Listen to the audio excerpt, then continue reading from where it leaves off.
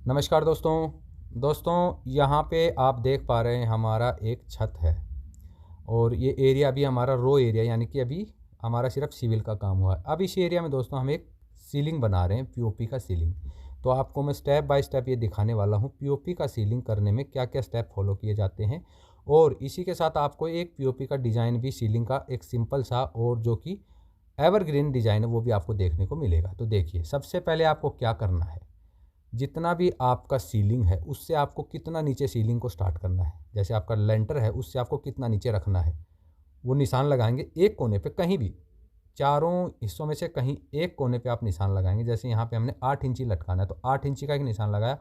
उस निशान से दोस्तों फिर हम सारी दीवारों पे वाटर लेवल ट्रांसफ़र कर देंगे। तो ऐसे में क्या होगा, एक बिल्कुल वाटर लेवल में हमारे पास निशान आ गया। अगर हमारा लेंटर कहीं 1 इंची झुका हुआ है तो भी दोस्तों हमारी जो पीओपी की सीलिंग है उसमें किसी तरह का बदलाव नहीं आएगा, वो हमारा बिल्कुल वाटर लेवल में और सीधा रहेगा। जो भी होगा वो ऊपर के ऊपर रह जाएगा। जैसे कहीं अगर 1 इंची छत लटकी हुई है तो वाटर लेवल में वहाँ 7 इंची जगह बच जाएगा, और जहाँ से हमने 8 लिया वो तो 8 रहेगा ही रहेगा। तो सबसे पहले आपको वाटर लेवल उतारना है सारी दीवारों पर। वाटर लेवल उतारने के बाद दोस्तों, जैसे देखिए लंबी दीवार है, 2 सिरों पे आपने वाटर लेवल उतार लिया। अगर एरिया ज़्यादा है 30 फीट 40 फीट, तो आप बीच बीच में हर 10-10 फीट पे या 15 फीट पे वाटर लेवल को का मार्किंग कर लें। उसके बाद आप सूता लेकर के, धागा लेकर के, उस पर कलर लगा करके, आप कलर ब्लैक ले लें, रेड ले लें, येलो, जो भी आपको मिले, और टाइट सूता पकड़ के दोनों निशान पे इस तरह से मार्किंग कर लें। अब आपको एक सिरे से दूसरे सिरे तक आपका पूरा मार्किंग आ गया जो आपने निशान लगाया। जैसे हमने यहाँ 8 इंची डाउन लिया, 8 इंची का दोस्तों एक बिल्कुल सीधा हमारे पास निशान आ गया है। आपको चारों की चारों दीवारों पर इस तरह से सूता से उस दीवार को मार्क कर लेना है। जैसे ही दोस्तों हमने सूता पटक लिया, उसके बाद देखिए ये होती है हमारी एल पत्तियाँ, पीओपी की फिटिंग में जो लगती है। तो पहला काम इसका आ गया। इसको आपको दीवार पे जो आपने सूता पटका है ना, उसके ऊपर आपको ये लगा देना है। अब उस निशान के ऊपर आप जब लगाएंगे तो ये भी सीधा लग जाएगा। अब देखिए, जैसे आपको ये भी ध्यान रखना है, अगर सीलिंग से आपको 8 इंची फिनिशिंग दिखाया पीओपी, यानी पीओपी वगैरह सब कुछ होकर 8 इंची है, तो आपको 7 इंची पे वाटर लेवल लगाना है, या 7.5 पे। आधा इंची आप दोस्तों अपना जो पीओपी का मार्जिन रखना, जो आप पीओपी चढ़ाएंगे तो उसका भी मार्जिन आप उसको ऐड करना है उसी के अंदर। तो जो हमने मार्किंग किया था उस पे हमने हैमर मशीन से होल करके गिट्टी लगा ली, और गिट्टी लगाने के बाद आप इस तरह से मोटी कीलें या स्क्रू लगा करके एल पत्ती की फ्रेमिंग कर देंगे। ये देखिए, ये हो गया पहला स्टेप। हमने वाटर लेवल किया, हमने मार्किंग किया, अब हमने दोस्तों ये पूरा का पूरा एल पत्ती खींच दिया है इसके ऊपर। उसके बाद आता है दोस्तों ये सी टाइप का चैनल, इसको बोलते हैं मेन। जैसे कि आप नाम से ही समझ पा रहे हैं, इसका बहुत अहम रोल होता है। तो अगर एरिया ज़्यादा है, देखिए यहाँ पे तो हमारा छोटा सा चौड़ाई कम है, और इसमें दोनों तरफ हमारा पट्टा है। जो भी आपका डिज़ाइन है उस हिसाब से आपको फ्रेमिंग करना है। तो और फ्रेमिंग करते वक्त आपको क्या ध्यान रखना, प्लेन सीलिंग में एक मेन से लेकर दूसरे मेन के बीच 16 इंची से 18 इंची से ज़्यादा गैप नहीं होना चाहिए। यानी कि एक मेन से दूसरे मेन का डिस्टेंस या तो 16 इंची कर लें या 18, इससे ज़्यादा दोस्तों ना करने दें। अगर इससे ज़्यादा करेंगे तो आपकी पीओपी की सीलिंग लटक सकती है फ्यूचर में। मजबूती के लिए आप 18 इंची, अगर ज़्यादा है, आपका माल थोड़ा हैवी, तो 20 इंची से ऊपर दोस्तों आप बिल्कुल भी ना करने दें किसी भी ठेकेदार को। बाकी 18 इंची बिल्कुल एक स्टैंडर्ड और बिल्कुल सही साइज़ है, 18 इंची का गैप। तो हमने फ्रेमिंग कर लिया। फ्रेमिंग के बाद दोस्तों आपको इस तरह से मेन लगाना है। यहाँ पे हम दोस्तों एक ही मेन लगाएंगे क्योंकि हमारा चौड़ाई में एरिया कम है, और दोनों तरफ दोस्तों इसमें पट्टा है, यानी कि दो चार तरफ इसमें पट्टा रहेगा, बीच में हमारी सीलिंग उठी रहेगी। तो जैसा आपको डिज़ाइन दिया गया ना, उस डिज़ाइन के हिसाब से आपको फ्रेमिंग कर लेना है सारा का सारा एरिया में। जैसे ये देखिए हमारा एल पत्ती लग गया। उसके बाद दोस्तों हम ये जो है, जैसे मान लीजिए आपका 2 फीट का पट्टा है, तो 2 फीट पे आपको इस तरह से देखिए मेन लगा लेना है पहले चारों तरफ पट्टे के हिसाब से, और बीच में फ्रेमिंग कर लेनी है। मेन लगाएंगे, मेन के बाद दोस्तों आप क्रॉस लगाएंगे। क्रॉस चैनल आता है उसको लगाएंगे, और क्रॉस का जो डिस्टेंस है एक क्रॉस से दूसरे क्रॉस के बीच 10 इंची या 11 इंची, मैक्सिमम 12 इंची से ऊपर आपको नहीं लेना है। यानी कि एक क्रॉस से दूसरा क्रॉस, जैसे आप ये देख रहे हैं ना आड़े जो लगे हुए हैं, ये हमारे क्रॉस हैं दोस्तों। और आप देख पाएंगे हमने यहाँ पे 11-11 इंची पे इनको लगाया है। तो फ्रेमिंग आपको मजबूत करना है। अगर आपकी फ्रेमिंग मजबूत होगी तो आपकी सीलिंग में कभी लटक नहीं आएगी, कभी कंप्लेंट नहीं आएगी। फास्टनर जो लगाएंगे फ्रेमिंग में दोस्तों, आपको प्लास्टर में नहीं लगाने हैं। प्लास्टर को आपको झाड़ करके सीधा लेंटर में फास्टनर्स को लगाना है, क्योंकि फास्टनर्स पे ही आपके सारी सीलिंग का लोड होगा। कुछ लोग क्या करते हैं, प्लास्टर पे ही होल करके कर देते हैं। जैसे मान लीजिए 1 इंची का आपका प्लास्टर है, 2 इंची का फास्टनर है, तो 1 इंची प्लास्टर में रह गया, एक गया लेंटर में, तो वो मजबूती से पकड़ नहीं पाएगा। इसलिए हमेशा पक्के जो आपका सरफेस है, जैसे लेंटर है, उसमें ही आपको पूरा का पूरा फास्टनर लेंटर में डालना है। उसके बाद दोस्तों आपको इस तरह से चारों दीवारों पर पनिंग कर देना है, पीओपी कर देना है। ये इस वजह से दोस्तों फ्रेमिंग के बाद आपको पीओपी दीवारों पे करना इसलिए ज़रूरी है क्योंकि हो सकता है दीवार पे कहीं पीओपी कम लग रहा हो, साहुल और गुनिये के हिसाब से कहीं ज़्यादा लग रहा हो। अगर आप पहले ही मान लीजिए आपका पट्टा 2 फीट, आपने 2 फीट का बना दिया, उसके बाद जब दीवारों पे आप पीओपी चढ़ाएंगे तो अगर जहाँ जैसे समझ लीजिए चारों तरफ आधा इंची पीओपी चढ़ रही है, तब तो आपका 23.5 का पट्टा बच जाएगा क्योंकि आधा इंची दीवार पर जो पीओपी आ रही है उसने ख़त्म कर दिया। लेकिन मान लीजिए दीवार के एक सिरे पर आधा इंची लग रही है, दूसरे सिरे पर जाके लग रही है दोस्तों 1.5 इंची, तो उस तरफ का जो पट्टा आपको 1 इंची कम दिखेगा, यानी कि वो जो दीवारों का फ़र्क आपके पट्टे में नज़र आएगा जो कि बाद में देखने में ख़राब लगेगा।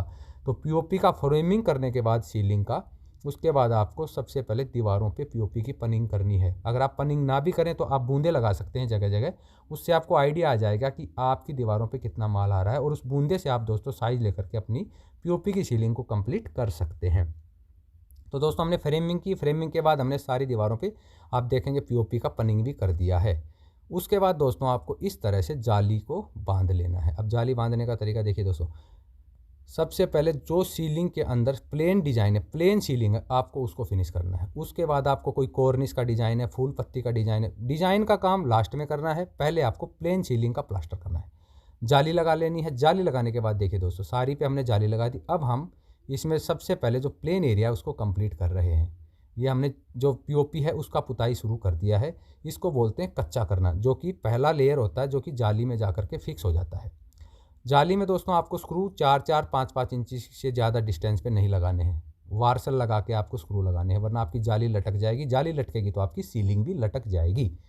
तो ये हमने देखे दोस्तों क्या किया, जाली लगाई, जाली के बाद हमने कच्चा किया। कच्चा करने के बाद दोस्तों आपको सूता लगा करके जगह जगह बूंदे लगाने हैं और उसको बूंदा लगा करके आपको फिर इसका फाइनल पीओपी कर देना है। बूंदा लगाना इसलिए ज़रूरी है दोस्तों, अगर आप बूंदा नहीं लगाएंगे तो आपकी सीलिंग में लहर आएगी, कहीं गड्ढा कहीं उभार, क्योंकि आपको पता ही नहीं रहेगा कहाँ कितना माल आपको लगाना है। इसलिए एक आपको गेज बनाना है, बूंदा लगाना है और बूंदे के हिसाब से दोस्तों फंटी चला करके आपको इस तरह से प्लेन प्लास्टर कर देना है। तो बीच का पट्टा देखिए, सबसे पहले आप ध्यान दीजिए, हम पहले जो भी हमारा नॉर्मल प्लेन एरिया है उसको प्लास्टर कर रहे हैं। अभी इस सीलिंग में किसी तरह का हम कोई डिज़ाइन नहीं बना रहे हैं। डिज़ाइन हमेशा दोस्तों लास्ट में बनेगा। सबसे पहले आपको जितना प्लेन एरिया है उसको आपको प्लास्टर करना है। तो ये देखिए दोस्तों, हमने पहले अंदर जो डेप्थ में हमारी सीलिंग है 6 इंची हमारा डेप्थ में अंदर है, पहले उस प्लेन एरिया को हमने कंप्लीट किया। उसके बाद बाहर का जो हमारा पट्टा है उसको हम कंप्लीट कर रहे हैं।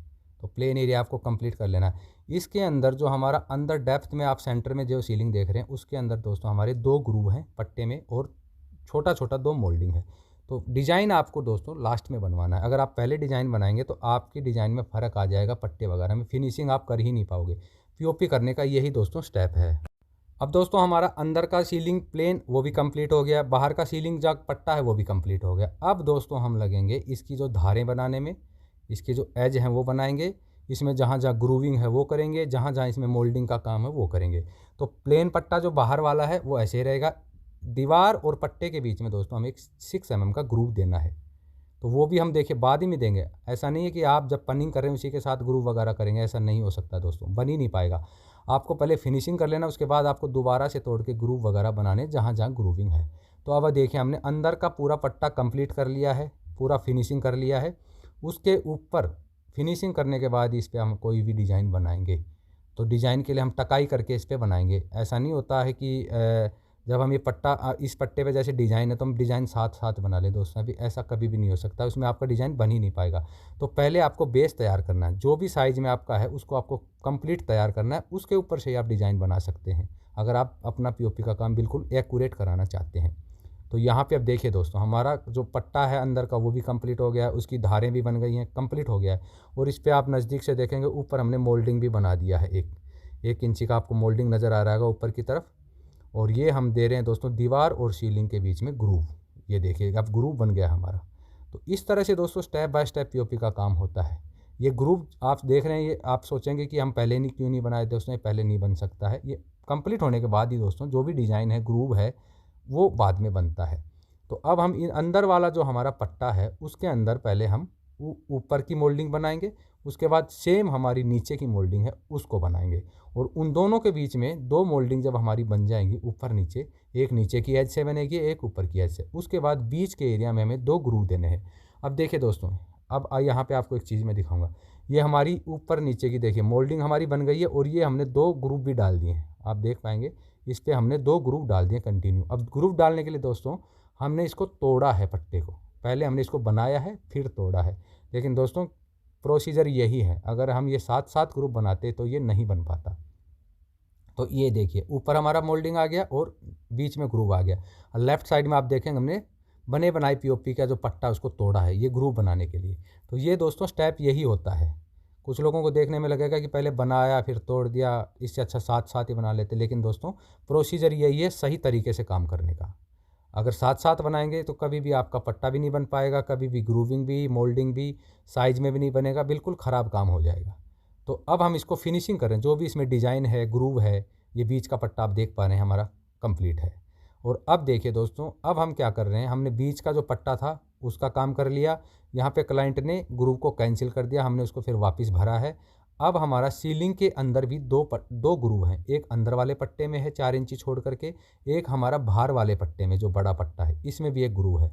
तो अब ग्रूविंग के लिए भी देखिए दोस्तों हम क्या कर रहे हैं, हम पहले जितना डिस्टेंस पे ग्रूव है, जहाँ ग्रूव है उस पर एक सीधा सूता पटकेंगे और सूता पटकने के बाद हम उसको तोड़ेंगे जितना ग्रूव आ रहा है, और उसके बाद दोस्तों इस तरह से ग्रूव बना देंगे।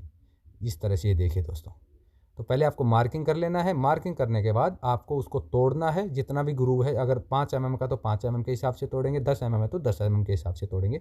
उसके बाद दोस्तों इस तरह से हम उसको वापस भर के पीओपी से और फिर इसका ग्रूव बना देंगे, जैसा कि आप अपनी स्क्रीन पर देख पा रहे हैं। स्टेप बाय स्टेप दोस्तों आप अच्छे से देख पा रहे हैं कि पीओपी का काम हम किस तरह से कंप्लीट कर रहे हैं, और आपके सामने हमारा जो सीलिंग है कंप्लीट होता हुआ अभी आपको नज़र आ रहा होगा। तो ये है दोस्तों इसका स्टेप। अब जैसे अंदर का हमारा दोस्तों ग्रुप कंप्लीट हो गया है, अब इसके बाद हमने सेम इसी तरीके से दोस्तों जो बाहर वाला ग्रुप आप देख रहे हैं ये भी हमने इसी तरह से कंप्लीट किया है, और फाइनली जो हमारी सीलिंग है आपके सामने कंप्लीट होकर के तैयार है। ये देखिए, आपको थोड़ा नज़दीक से दिखा दूं मैं इसके अंदर क्या क्या है।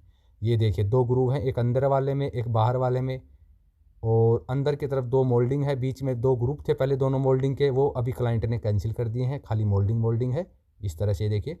और एक हमारा ये ग्रूव है बाहर, एक अंदर ग्रूव है, और बीच में 2 मोल्डिंग आपको नज़र आएंगी पट्टे के ऊपर, और इन दोनों मोल्डिंग के बीच में पहले 2 ग्रूव थे, ये क्लाइंट ने कैंसिल करा के हमने इसको भर दिए हैं, और हमारा जो पीओपी का सीलिंग है कंप्लीट हो चुका है।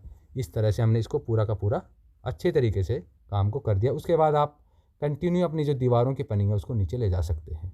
सीलिंग करने से पहले आप 3-4 फीट तक पनिंग कर लें ताकि आपकी सीलिंग का काम ना रुके, उसके बाद दोस्तों आप दीवारें कर सकते हैं। और ये देखिए दीवार और सीलिंग के साथ भी इस तरह से हमने ग्रूव दे दिया है। तो दोस्तों आशा करता हूँ आप स्टेप बाय स्टेप अच्छे से समझ पाए होंगे कि पीओपी की सीलिंग का काम आपको किस तरह से कराना है ताकि आपका काम जो है अच्छा हो, बिल्कुल सुंदर हो, सीधा सच्चा हो। तो दोस्तों अगर आप चाहते हैं आगे भी इसी तरह के इंटरेस्टिंग वीडियो देखना सिविल और इंटीरियर से जुड़े हो तो इस चैनल को अभी से सब्सक्राइब कर लीजिए, क्योंकि इस चैनल पर आपको इसी तरह के वीडियोस बिल्कुल सिंपल और साधारण भाषा में मिलते रहेंगे। अगर आपके मन में कुछ भी सवाल है तो आप मेरे को कमेंट सेक्शन में जाके कमेंट कर सकते हैं। जल्द मिलूंगा दोस्तों ऐसी किसी इंटरेस्टिंग वीडियो के साथ में, तब तक के लिए जय हिंद।